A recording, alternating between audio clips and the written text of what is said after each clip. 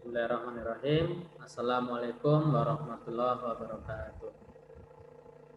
Selamat pagi anak-anakku. Alhamdulillah hari ini kita bisa bertatap muka kembali melanjutkan materi yang kemarin.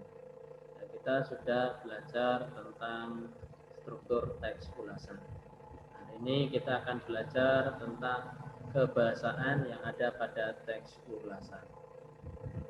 Silakan diperhatikan dengan baik tentang kebahasaan teks ulasan. Nah, Pak Wawan ambilkan dari buku paket bahasa Indonesia. Oke. Untuk kebahasaan teks ulasan itu sebenarnya hampir sama dengan kebahasaan pada teks yang lain. Nah, hanya saja pada teks ulasan ini memiliki kekhasan tersendiri.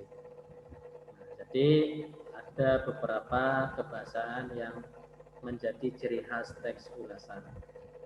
Yang pertama itu adalah konjungsi penerang. Nah, konjungsi penerang itu digunakan pada teks ulasan. Nah, konjungsi itu kan kata penghubung atau kata sambung. Nah, konjungsi penerang ini salah satu dari banyak jenis konjungsi yang digunakan pada teks ulasan. Nah, contoh untuk konjungsi penerang itu ada konjungsi seperti kata bahwa, yakni, yaitu. Nah, tiga konjungsi ini adalah contoh daripada konjungsi penerang. Contoh kalimatnya, Hasan merasa bahwa semua itu terjadi karena perbuatan Anwar. Sampai di sini saja sudah cukup. Nah, pada kalimat ini terdapat konjungsi bahwa. Nah, bahwa ini adalah konjungsi penerang yang fungsinya adalah untuk memberikan penerangan atau penjelasan. Oke. Kemudian contoh yang kedua, novel ini banyak memberikan pelajaran pada pembacanya antara lain bahwa kita harus pandai bergaul dengan orang lain. Nah, di sini ada kata bahwa. Nah, bahwa ini adalah konjungsi penerang. Kalau kita perhatikan, konjungsi ini letaknya ada di dalam kalimat. Nah, kalau letaknya di dalam kalimat, ini pembagian jenis konjungsinya namanya konjungsi intra kalimat. In itu di dalam, berarti ada di dalam kalimat. Nah, nanti di bawah ada contoh yang di antar kalimat. Oke, yang kedua, ini ada konjungsi temporal. Nah, konjungsi temporal.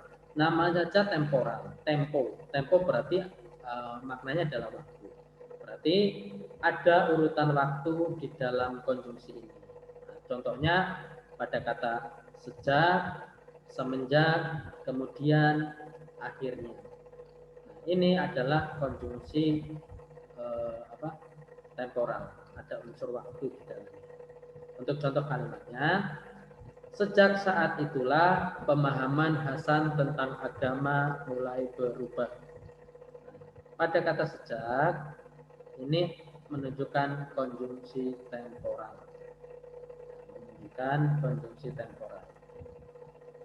Kemudian contoh yang kedua, kemudian ia mencari Anwar. Pada kata kemudian, ini adalah konjungsi temporal. Nah, kalau kita bagi antara konjungsi ini termasuk intra kalimat atau antar kalimat. Nah, konjungsi ini termasuk konjungsi antar kalimat. Karena apa? Karena sebelum kalimat ini tentu ada kalimat yang mendahulunya.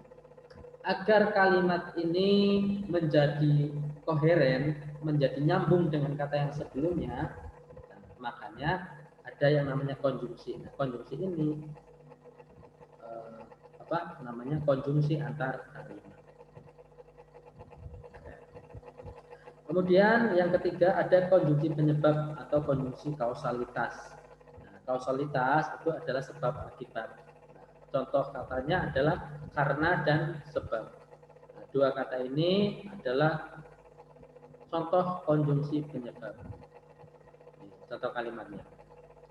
Akan tetapi karena Rusli juga pandai bicara, kemudian dialah yang berbalik memengaruhi Hasan. Oke. Pada kata karena ini adalah konjungsi penyebab. Tetapi pada kata akan tetapi ini adalah konjungsi pertentangan. Nah, tidak masuk di dalam kekhasan daripada ciri kebahasaan teks ulasan, tetapi perlu diketahui ini adalah konjungsi pertentangan. Nah, konjungsi ini kategorinya adalah antar kalimat. Karena apa? Karena sebelum kalimat ini pasti ada kalimat yang mendahuluinya. Kemudian karena itu adalah konjungsi penyebaban. Tadi konjungsi penyebab atau kausalitas. Kemudian pada kata kemudian ini ada konjungsi temporal. Nanti kita lihat saja. Karena dalam satu kalimat itu biasanya lebih dari satu konjungsi. Ada yang lebih dari satu konjungsi. Tinggal dilihat. Kita sudah belajar. Kemudian lama-kelamaan Hasan cemburu karena hubungan Kartini dengan Anwar semakin dekat. Nah, pada kata karena ini konjungsi intra kalimat karena ada di dalam kalimat. Kemudian ciri kebahasaan yang terakhir yaitu ada pernyataan-pernyataan yang berupa saran atau rekomendasi pada bagian akhir teks. Nah, pada bagian evaluasi itu ada yang namanya rekomendasi. Nah, rekomendasi ini biasanya menggunakan kata-kata saran, kata-kata saran. Contohnya ada kata jangan, harus, hendaknya, sebaiknya, seharusnya. Nah, itu adalah contoh kata-kata saran. Oke, kita lihat contoh dalam kalimatnya. Jangan sampai salah pergaulan hingga pada akhirnya kita malah tersesat. Kita malah tersesat. Nah, ini adalah merupakan kata saran. Jangan, ini adalah kalimat saran. Kemudian kita lihat di sini ada kata bahkan. Nah, bahkan ini merupakan konjungsi antar kalimat. Konjungsi antar kalimat. Menghubungkan kalimat pertama dengan kalimat kedua. Contoh yang kedua, kita harus senantiasa berpegang teguh pada agama dan selalu meyakini dengan keberadaan Tuhan semesta alam. Nah, ini adalah kalimat saran pada kata harus. Kemudian di sini juga muncul kata dan itu juga merupakan konjungsi.